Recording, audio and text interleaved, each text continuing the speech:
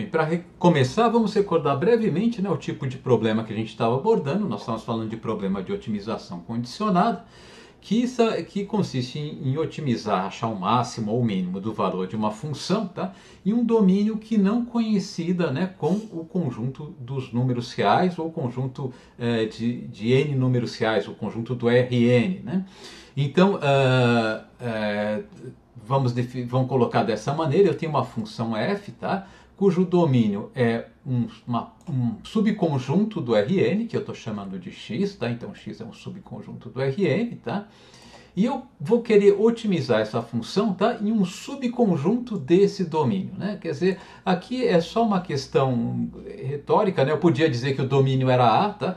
Mas usualmente é interessante pensar a função. Ela teria um domínio natural, definido matematicamente ou no modelo por restrições imutáveis, né? E uma restrição que imporia, né, alguma restrição adicional a esse domínio, né? Por que o domínio não é Rn, né? Porque por duas razões, como acabei de falar, né? Uma delas é que matematicamente pode ser que a função não comporte o domínio em todos os pontos do Rn. Então, por exemplo, imagine essa função aqui, né? f de x1, a função que vai do R2 no R, tá? Então tem dois argumentos, né? Um vetor com dois componentes, x1 e x2, tá? E essa função aqui, imagine que ela seja igual a raiz de x1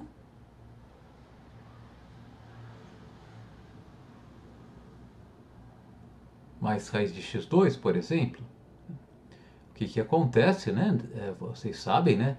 Não existe raiz quadrada real de números negativos, né? Portanto, o domínio dessa função por restrições matemáticas, ele tem que ser o conjunto dos números, dos pares de números reais, né? x1 e x2, dos pontos de R2, tá?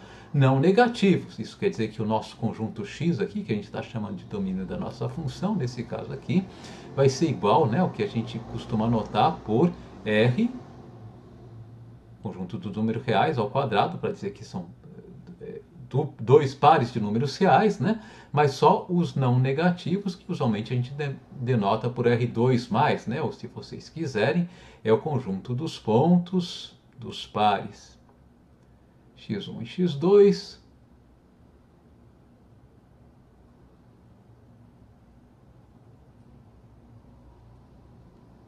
tais que, né, esse par x1 e x2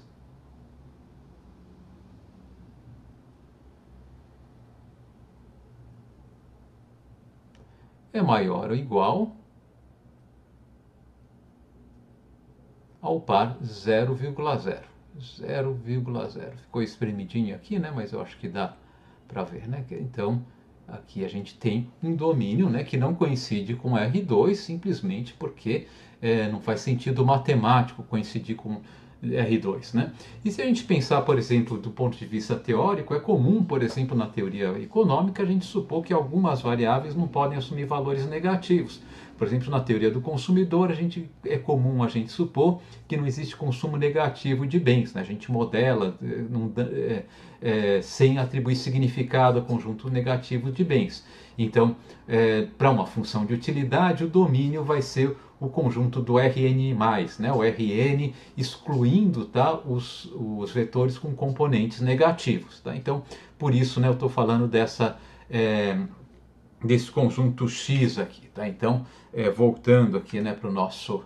Então eu tenho uma função que vai de x na reta, tá? X é um subconjunto de Rn, e um conjunto A, tá? Que é um subconjunto de x que vai restringir ainda mais o nosso problema, né?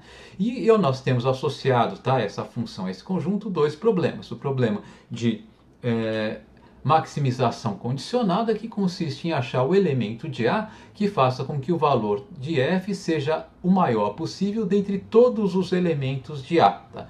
Então, então, se eu encontrei, né, a solução do meu problema de maximização condicionada, quando eu calculo o valor da minha função f nessa solução, eu vou obter um valor que não pode ser superado pelo valor da função f calculado em qualquer outro elemento de A. Né? E o problema de minimização condicionada é encontrar um ponto do nosso conjunto A que faça com que o valor da nossa função seja não superior a nenhum outro valor da função f calculada em qualquer outro ponto de A. Tá? Então são esses dois problemas que a gente está abordando, a gente já falou deles, né? E vamos agora recordar rapidamente, novamente, tá? Os principais resultados do nosso último vídeo, tá?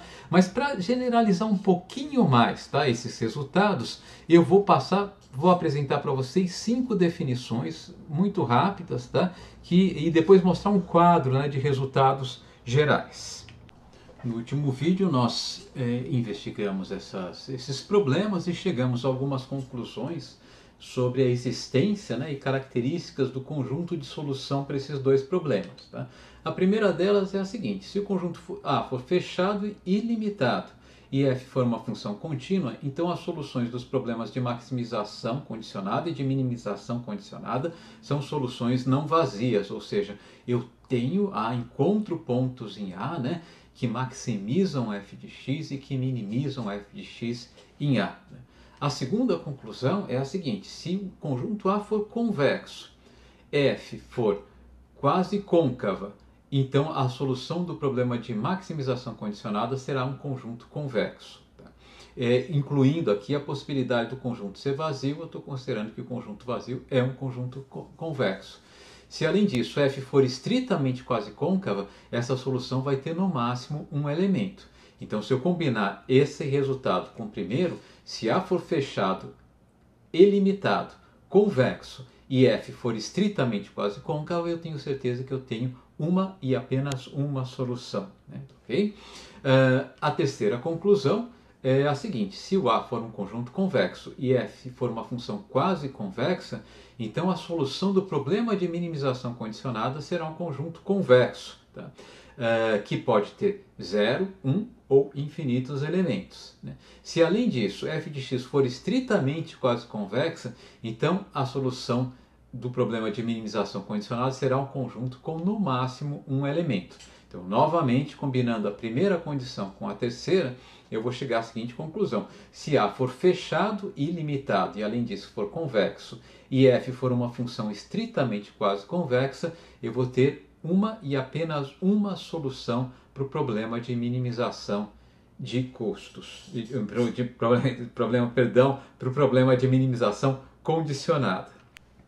E o que eu vou fazer daqui para frente, né, é investigar, tá, as propriedades, né, dessas potenciais soluções. Tá? O que eu posso dizer que caracteriza essas soluções, porque essa caracterização pode facilitar a nossa busca por essas soluções. Tá? Eu vou fazer isso, tá, considerando 4 casos, né, sendo cada um sucessivamente mais genérico que o anterior. Tá? No primeiro, eu vou supor que o conjunto A é caracterizado pelo conjunto dos pontos do domínio da minha função, tá? Que tais que o produto escalar entre esses pontos e um vetor de parâmetros constantes P qualquer, tá? Seja igual a uma constante C qualquer. Tá? No segundo caso, tá? Eu vou generalizar um pouquinho mais. Eu vou dizer que o conjunto A é o conjunto dos pontos, né, do domínio da nossa função, nos quais o valor de uma determinada função g, tá, se iguala a uma constante c qualquer. Tá? Terceiro caso, eu vou considerar agora o A como sendo o conjunto dos pontos no domínio da minha função, né, para os quais, tá, para uma função g1, o valor desses pontos, o valor da função g1 calculado em cada um desses pontos vai ser c1. O valor da função g2, de uma segunda função g2 calculada nesse ponto, vai ser uma nova constante c2 e assim por diante, tá, para um número k de funções, k menor, né, do que n, né, k menor do que o número de dimensões do nosso espaço. Tá?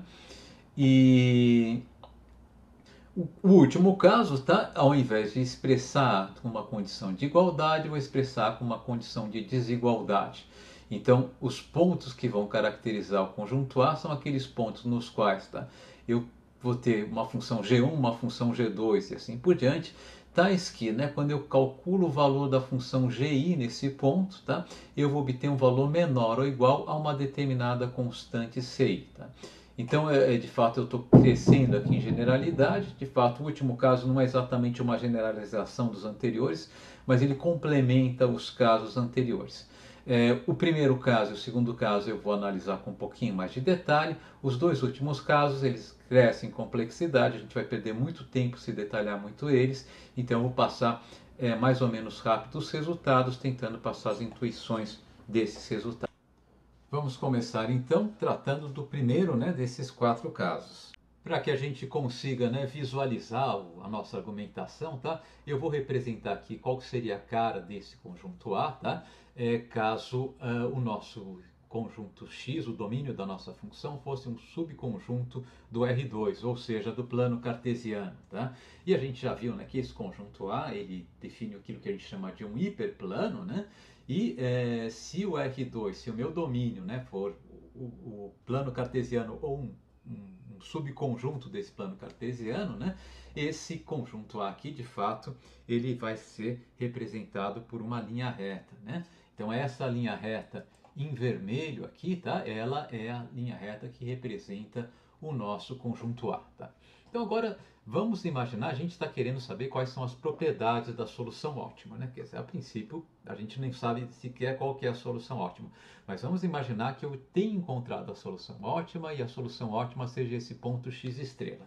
Esse ponto x estrela pode ser um ponto que maximiza a minha função f em A, né? Ou pode ser um ponto que minimiza a minha função f em A. Por hora, até qualquer um desses argumentos é razoável para a gente, tá? Então, se x estrela é a solução ótima, né, efetivamente x estrela tem que pertencer ao conjunto A, porque eu quero achar o ponto do conjunto A que maximiza f, então ele tem que estar no conjunto A, o que significa que ele tem que atender à propriedade que define os pontos no conjunto A, o que significa que o produto interno entre P e x estrela tem que ser igual a uma constante. Bom, considere agora um vetor qualquer, tá, que eu vou chamar de ΔX, tá, que tenha a seguinte propriedade, né? Quando eu multiplico P vezes ΔX, quando eu calculo o produto interno de P ΔX, tá, eu obtenho o valor zero, ou seja, ΔX é ortogonal a P, né? E vamos considerar uma constante alfa qualquer, tá? Qualquer constante real alfa, tá? Então o que vai acontecer é que, tá, o ponto x estrela pertence ao nosso conjunto A, né? Mais alfa ΔX também pertence ao conjunto A. Por quê? Né? Porque se eu pegar, tá, o produto escalar entre P, tá, e produto escalar entre P, né, e o nosso vetor, tá, x estrela mais alfa ΔX, tá, x estrela mais alfa ΔX, esse produto escalar vai ser igual a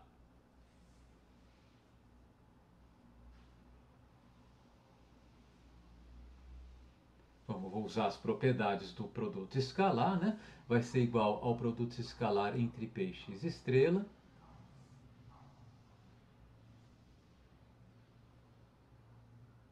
Simplesmente distribuindo, né, o vetor P aqui, tá certo?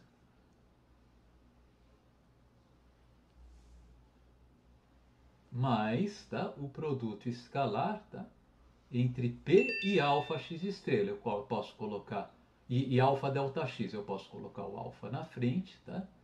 Então, alfa vezes o produto escalar entre P e ΔX.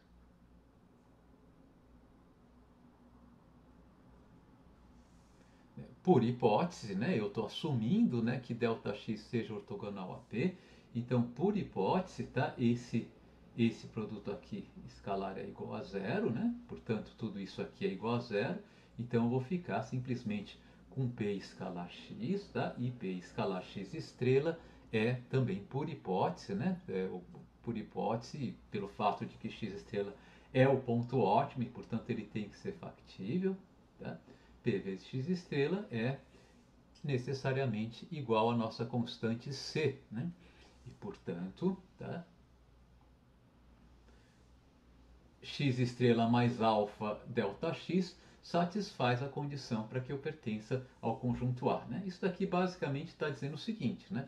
Se eu tiver no ponto x estrela e somar, tá, a esse ponto x estrela, tá, um vetor que seja ortogonal ao nosso vetor de preços, eu vou obter um novo ponto sobre o meu hiperplano, né, sobre o meu conjunto A. Tá? Então, se essa distância aqui for, digamos, se esse daqui for o nosso vetor ΔX, por exemplo, né, esse vetorzinho, né, que eu acabei de marcar aqui, com a letra, com a mão um pouco trêmula, né, se esse vetor aqui for o nosso vetor ΔX, tá?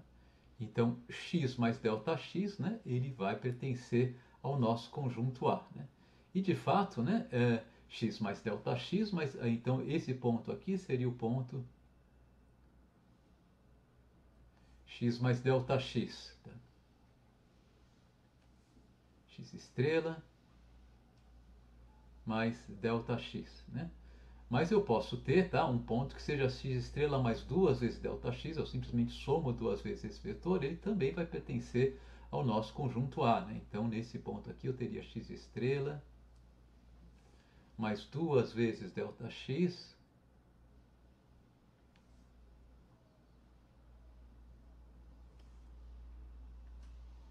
também pertence ao nosso conjunto A. Tá?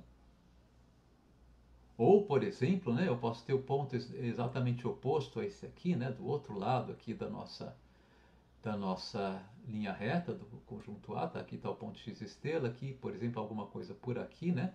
Eu teria aqui o ponto x estrela menos ΔX, né? Também pertenceria ao conjunto A, e assim por diante, né? X estrela menos ΔX. Então, isso daqui vale, né, para a linha reta, mas como eu demonstrei aqui algebricamente, isso vale aqui para qualquer dimensão. Né? Então, para qualquer hiperplano definido por isso aqui, tá? Se eu tenho um ponto que eu sei que está nesse hiperplano e somo a esse ponto um vetor que é ortogonal ao vetor P, tá? Eu vou obter um outro ponto nesse hiperplano. Né? Isso daqui significa simplesmente, né, que isso aqui é consequência simplesmente de que o vetor, o próprio vetor P, tá? Ele é um vetor ortogonal, tá? É, ao nosso hiperplano. Né? Quer dizer, se eu desenhar o vetor P a partir de um ponto no nosso hiperplano, tá? Por exemplo, tá? Esse vetor aqui necessariamente, tá? Ele faz ângulo reto, né? Com esse hiperplano. Tá? Vou ter aqui um ângulo reto. Tá? Então, é isso que está acontecendo. Né? Então, para qualquer ΔX que eu tenha, se P vezes ΔX é igual a zero, x estrela mais alfa ΔX também pertence ao nosso conjunto A. Tá? Bom, e x estrela, a gente sabe, tá? Então a gente pode concluir o seguinte, né? Como x estrela, por hipótese, né, é o ponto ótimo, né? Vamos supor que é o ponto de máximo aqui, tá? X estrela é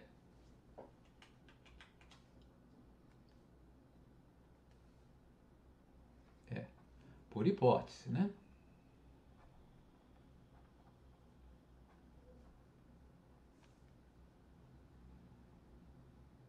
O ponto de máximo, tá? Ou um ponto máximo, né? Um ponto de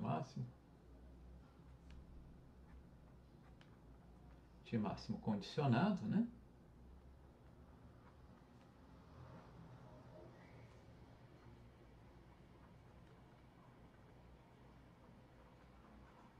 E além disso, né? X estrela mais alfa delta x pertencem a A, né? Como a gente acabou de ver.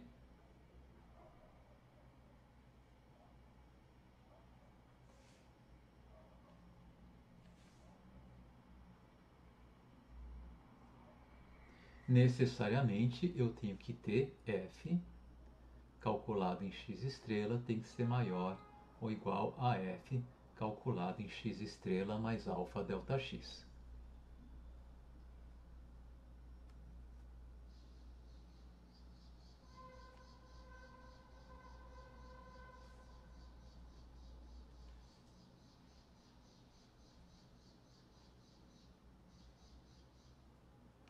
Ok? Bom, Então agora vamos definir, tá, uma função, tá? Vamos supor que vamos fixar agora o nosso ΔX. Então achei um ΔX que é ortogonal ao nosso vetor de preços P, ao nosso vetor P, tá certo? E vamos definir a seguinte função, tá? Defina a função h de alfa,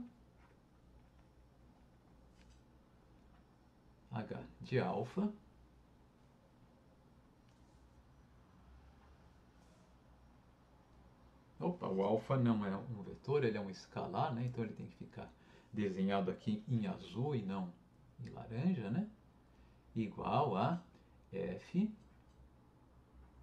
de x estrela mais alfa delta x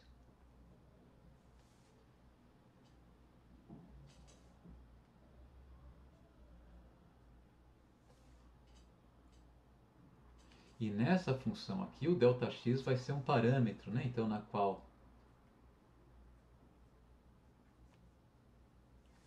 ΔX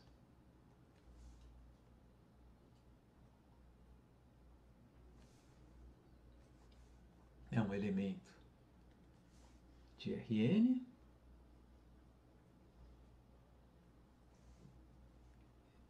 é um parâmetro, né? Ou seja, ele vai ser dado, né? Parâmetro. Vou fixar agora o ΔX, né? E ele tem a propriedade de que P escalar ΔX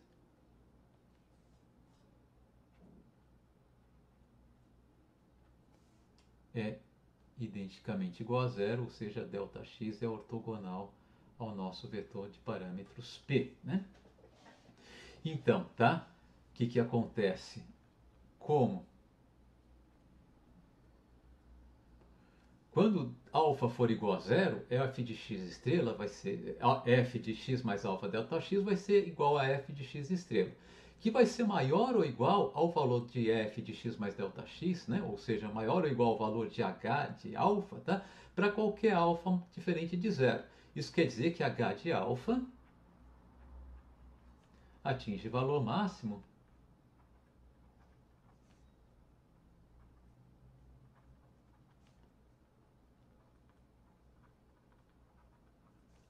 em alfa igual a zero, tá?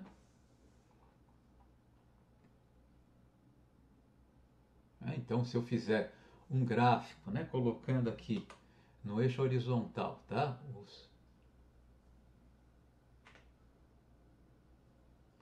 No eixo horizontal, tá? Os possíveis valores de alfa, né? E no eixo vertical eu estiver medindo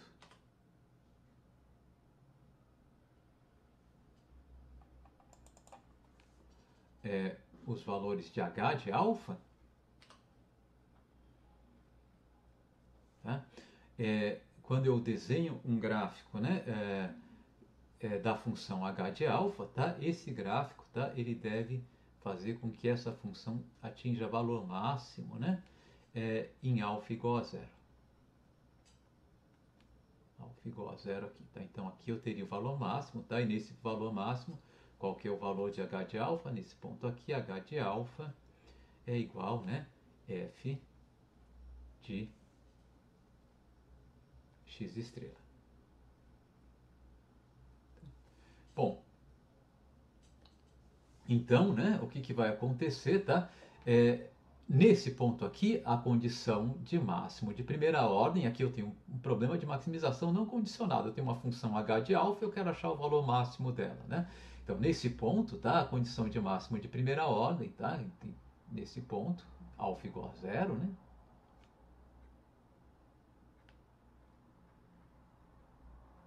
A condição de máximo de primeira ordem deve ser atendida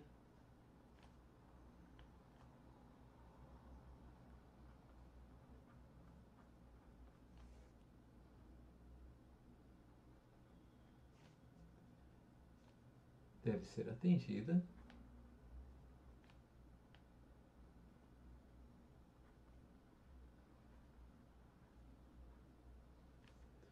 isto é, o que tem que acontecer nesse ponto? A derivada de h calculada no ponto zero, né, em relação a alfa, tem que ser igual a zero, né, tá certo? Bom, mas quem que é a derivada de h em relação a alfa? É a derivada dessa função aqui, né, tá certo? Então vamos só abrir essa função aqui, o vetor que está como argumento dessa função, para ficar claro o que eu quero dizer. A derivada de h em relação a alfa é a derivada de f, tá? Ao invés de colocar aqui o vetor x estrela, eu vou colocar todos os pontos, né? x1 estrela mais alfa delta x1. Aqui é o primeiro componente. O segundo seria x2 estrela mais alfa delta x2. E assim por diante, né, até o último componente do nosso vetor, né? Enfim, então, os nossos n componentes, tá? Então eu vou ter xn estrela mais alfa delta xn. Isso tudo aqui eu vou derivar em relação a alfa, né? Tá? Essa derivada aqui é igual a quê?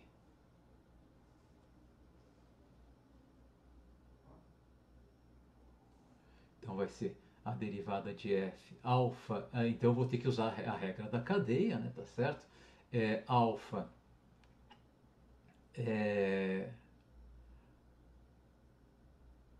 eu derivo, né? Isso daqui em relação, eu derivo f em relação a x1 ao primeiro componente, então a derivada parcial de f em relação a x1, mais a derivada desse primeiro termo em relação a alfa, que é o delta x1,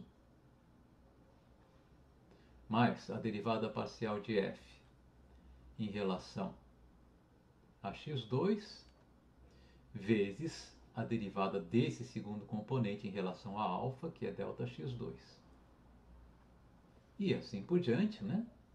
Até que, quando eu faço isso com o último termo, eu vou ter a derivada parcial de f em relação a xn vezes delta xn.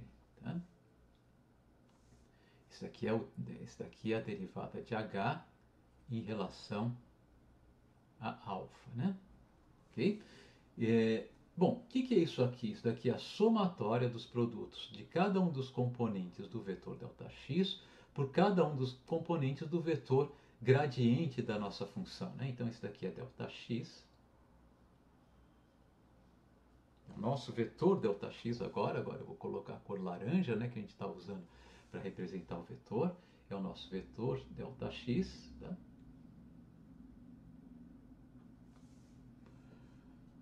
Produto escalar desse vetor Δx vezes o vetor gradiente da nossa função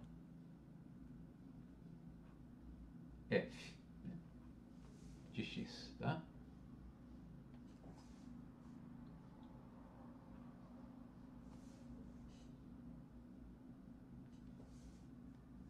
Ou, melhor colocando, né, de x estrela mais alfa Δx.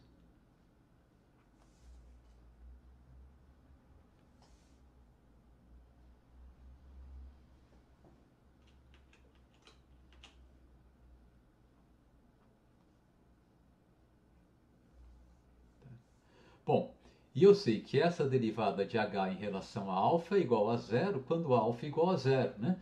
Bom, então, quer dizer, se eu calcular essa derivada aqui para alfa igual a zero, o que eu vou ter, né, é que seguinte resultado, eu vou ter que Δx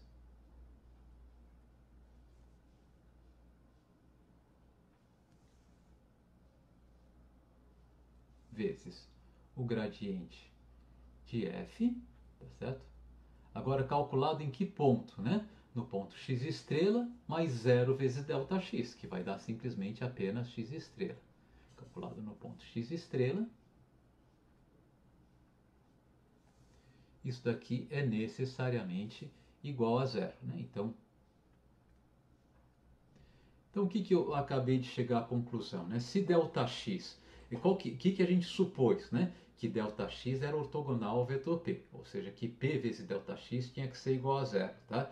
Agora, a nossa conclusão é a seguinte: se P vezes ΔX é igual a zero, tá? Então ΔX vezes o gradiente de f também é igual a zero. Né? Isso, e, portanto, esse é o nosso primeiro resultado. Bom, e o que nos está dizendo esse primeiro resultado aqui? Ele está dizendo o seguinte: suponha que esse ponto aqui seja o nosso ponto x estrela, tá? Então aqui eu tenho o nosso x estrela, né? E eu vou desenhar, né, a partir desse ponto aqui, tá, o vetor ΔX. Ficou meio torto, né, o nosso vetor aqui, então um vetor ΔX, tá? Marcar com uma cor laranja, ΔX.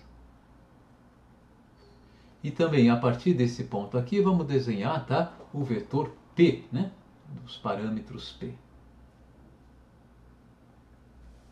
Bom, o que a gente está supondo é que esses dois vetores aqui, né, são ortogonais, tá? Então, o que vai acontecer, esses dois vetores aqui, eles formam um ângulo reto entre si, tá? E o que está dizendo esse resultado aqui? Bom, que se P forma um ângulo reto com ΔX, o gradiente de f, calculado no nosso ponto ótimo, né, que pode ser de máximo ou de mínimo, aqui eu fiz a argumentação como se fosse um ponto de máximo, mas essa condição de primeira ordem também vale para um ponto de mínimo, né, então poderia ser a mesma coisa. Esse gradiente aqui também tem que ser ortogonal a ΔX. Isso quer dizer, né, que o gradiente de f, tá, ou vai ter uma cara como essa aqui, deixa eu marcar ele com outra cor aqui, com vermelho, por exemplo, tá? Ou vai sair, se eu colocar o gradiente de f, né, a partir de x, tá? Ou eu vou obter um vetor, tá, que vai estar na mesma reta suporte, né, do vetor de preços, tá? Alguma coisa como isso aqui, tá? Esse aqui pode ser o nosso gradiente de f, né? Ou alternativamente ele pode também apontar no sentido contrário, mas a reta suporte tem que ser a mesma reta, né? Então aqui está o nosso gradiente de f.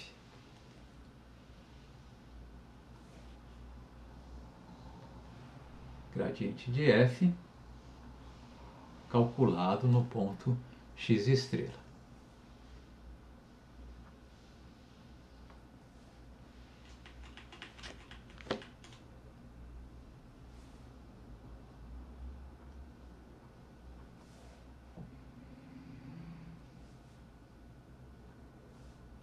Tá? Então, o que aqui a gente pode dizer é o seguinte, né? Se eles estão na mesma reta suporte, os dois, tá?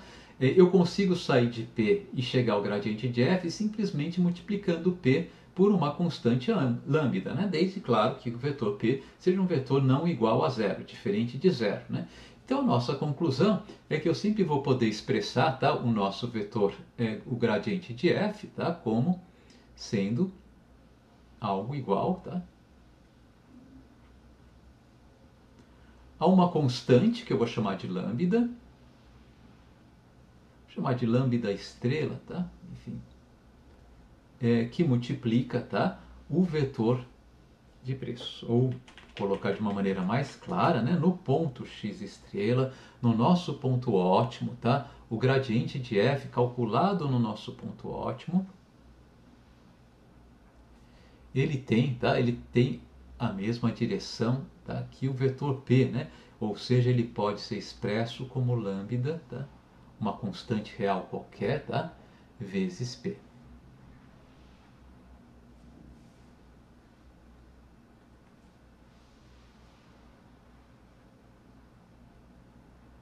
Que lambda é uma constante real, tá?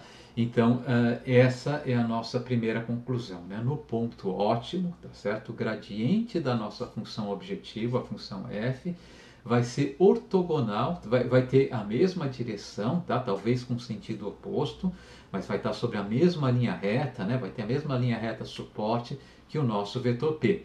Então, no ponto ótimo, tá? O gradiente da minha função pode ser expresso como lambda p.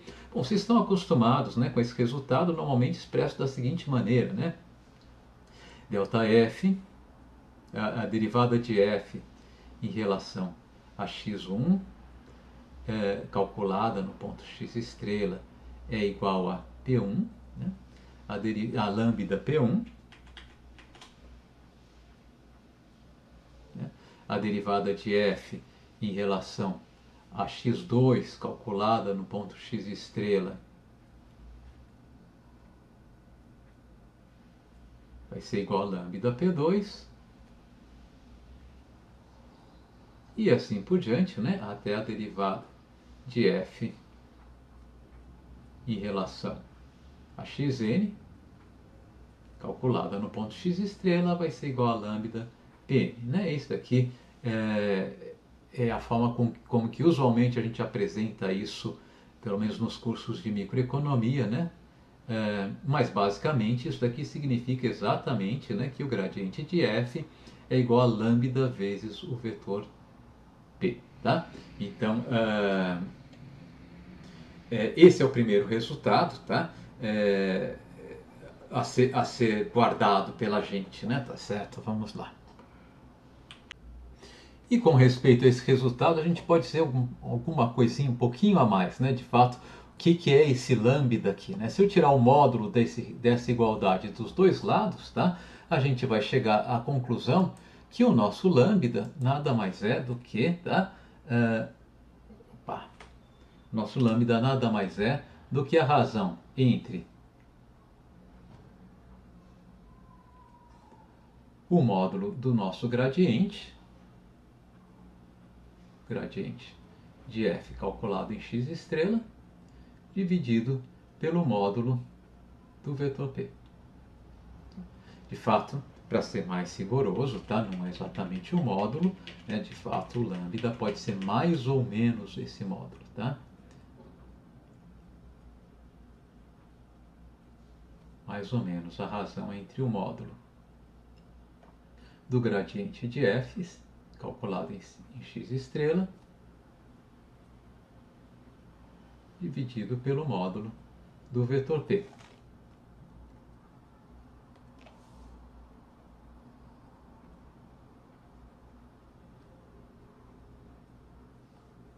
Okay, então, aqui está o nosso lambda, tá? Bem, e eu vou passar para vocês os slides que eu estou usando, né, nesse vídeo. E nesses slides, tá, eu demonstro esse resultado que a gente acabou de chegar, né, ou seja, aqui no ponto ótimo x estrela, eu vou ter a igualdade entre o gradiente de f e o vetor p multiplicado por alguma constante lambda, tá? E eu demonstro isso de uma maneira um pouquinho mais rigorosa, tá? Em duas etapas.